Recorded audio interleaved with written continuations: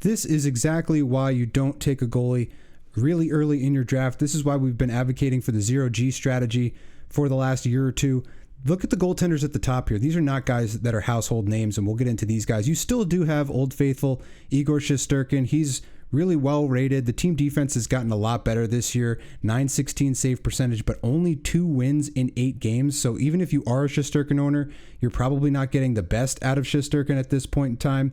But his numbers look pretty good overall. He's 3.6 above expected, 2.95 team expected goals against per game. They just cannot give him run support. You're getting a lot of performance out of Connor Hellebuck. This is another guy who you usually do have to draft early. He's still playing really well. I've gone over on this channel a number of times why he's the best goalie in fantasy year in, year out. He's one of the only guys you can count on being in the top 10 every single year. His numbers still look really good, even though the team defense has kind of slacked off a little bit. 7.6 above expected, 2.16, .928 save percentage, 4 wins in 7 starts. But look at some of these other guys. Scott Wedgwood off to an incredible start, obviously filling in for Mackenzie Blackwood, who's been injured. You got the same type of thing out of Jake Allen, an injury replacement. Both guys have come in and done a really good job. Both guys are tied with 5 wins. You just get a little bit more volume right now out of Scott Wedgwood. .904 save percentage is above average. It's not great. 2.1 above expected is pretty good, but it's not the best. 2.74 team defense is really good, however, 97th percentile there. So you're getting excellent exposure. You're getting enough offense there to make some of those wins happen. And on top of that, it is a short-term play, so you do have to kind of worry about when Blackwood comes back. Same type of thing for Jake Allen. But both guys were not drafted at all. So if you didn't waste a draft pick on a goaltender and you picked up Wedgwood late in your draft or Jake Allen off the waiver wire when Markstrom got hurt, you're probably doing pretty well so far this season. So Allen, 193 goals against, .923 save percentage, 5 wins in 6 games. They're on an 8-game win streak, I believe. As of time of recording, I'm doing this Tuesday night before all the games start. So still relatively strong throughout the season for New Jersey. They're off to a great start. Team defense is looking good, 84th percentile, 3.4 goals saved above expected. So everything you want to see out of Jake Allen. We saw this last year with Logan Thompson. He's continued off, picked up where he left off last year. .938 save percentage. That is incredible. So this is a guy that was not drafted that high, but you could have potentially drafted him just knowing that the team defense is pretty good. 47th percentile in terms of team defense, 7.5 above expected. You did see that shutout from Charlie Lindgren as well. But for the most part, Logan Thompson is the 1A. That .938 save percentage is exceptional. 1.5 goals against is really good as well.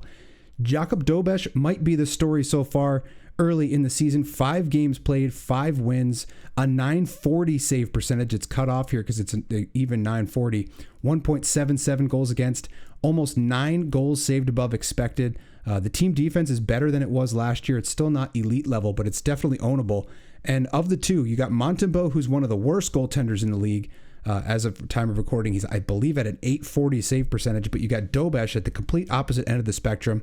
He's been killing it. He's only 50% rostered right now, so if he's available on your wire, definitely go and scoop him up. I drafted Joey Decord. It's kind of been hit or miss. There have been a couple of games where he wasn't that great. One of those was against Montreal. He had a .774 save percentage or whatever. But overall, pretty good so far. 5 wins in 7 starts. .915 save percentage, 2.4 goals against, 1.5 above expected. Team defense is excellent. They're playing really tight in front of their goaltenders. So Lane Lambert doing his job there, insulating his goaltending. A couple of other surprises here. If you didn't draft Spencer Knight, you're getting a guy off the waiver wire putting up a .936 save percentage. You knew you weren't going to get the wins. 3 wins and 6 is pretty good, all things considered. 9.8 goals saved above expected. That is, I believe, top of this list. So 100th percentile. The team defense still not great. You were coming to expect that from Chicago, but they are playing relatively good considering the talent that they have on the roster. .936, 197 goals against. Excellent numbers across the board for Spencer Knight. He's still not completely owned up. And another guy with the same type of situation, Dan Vladar, kind of coming in, I thought, as the 1B, kind of taking the net over from Sam Ersson. This is another nice story. Rick Tocchet, a new coach, defensive-minded, comes in and starts to implement that system that insulates the goaltending. 81st percentile on the team defense. That's good news for all of you Vladar owners and you Flyers fans. 2.8 goals saved above expected, 932 save percentage. I did not expect that out of Vladar. 1.8 goals against, 3 wins and 5 starts. So a bunch of guys on this list that are doing really well, even though they were probably not even drafted at all. You still have some guys here who were drafted like Bobrovsky, Hellebuck, Shesterkin, Saros, etc. But here's another guy that came out of nowhere, kind of an injury replacement situation similar to Wedgwood and Allen. A little bit less effective in terms of the wins, 3 wins and 7 starts, but a 923 save percentage for Alex Lyon, 2.6 goals against, 4.8 goals saved above expected is excellent. So you're getting really good performance out of a guy who's still only 31% owned. UPL is back. I don't think that this is going to bode well for Lyon long term, but it's nice to know that they can kind of trust him with some start volume.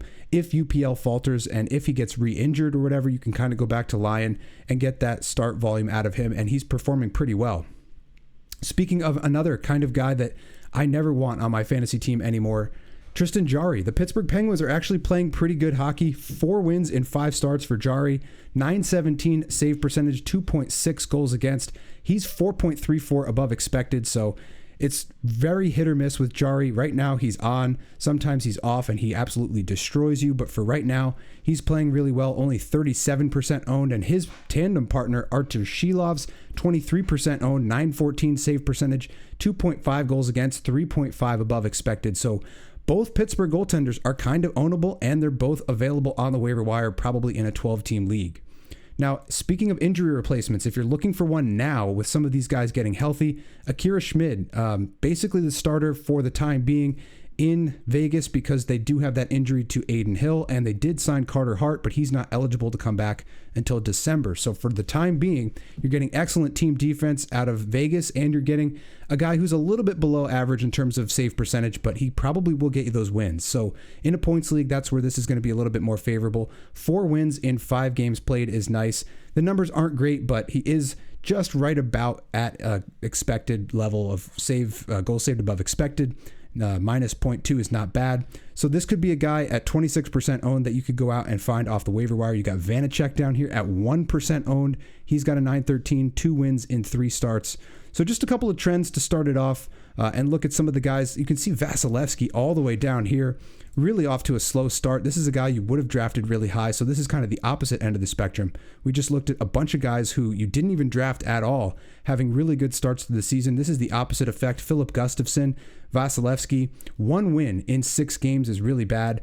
892 save percentage is below average. 3.0 goals against is not terrible. He is slightly above expected. The team defense should be fine, and he should get plenty of run support. So this should be a temporary thing with Vasilevsky, but again, a guy that you wasted a high draft pick on, not performing that well. Same type of thing with Gustafsson, only 2 wins in 7 games, 897 save percentage. He was drafted really late last year and really early this year. Somewhere in the middle is where you would like to get him, in that 8th to 10th round range. He was going as high as the 5th round in some leagues, even the 4th round, depending on what your league looks like. And he's not necessarily a bad goaltender, very owned up, but obviously this is a guy who should be on a better defensive team than this. For whatever reason, they're not insulating their goaltending right now. So that's an interesting stat line to worry about. If you're a Gustafsson owner, maybe you want to pair up with one of these injury replacement guys. Dustin Wolf, playing really well at times, but just not getting the goal support.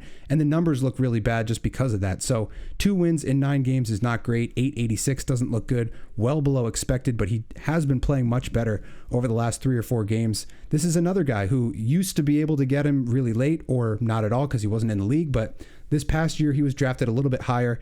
And now you're getting a little bit, 89% or 89% owned, I should say. So definitely a lot more owned than he used to be. But this is definitely a guy that struggled early in the season. And I don't think that Calgary is necessarily as good as they were last year, especially with the offensive support. So don't want to go too deep into detail with some of these goaltenders. Just wanted to give you some sense of some of the guys that are performing well and the guys that are off to slow starts, and kind of validate that 0G strategy that we've been looking at over the past year or two with the draft strategy.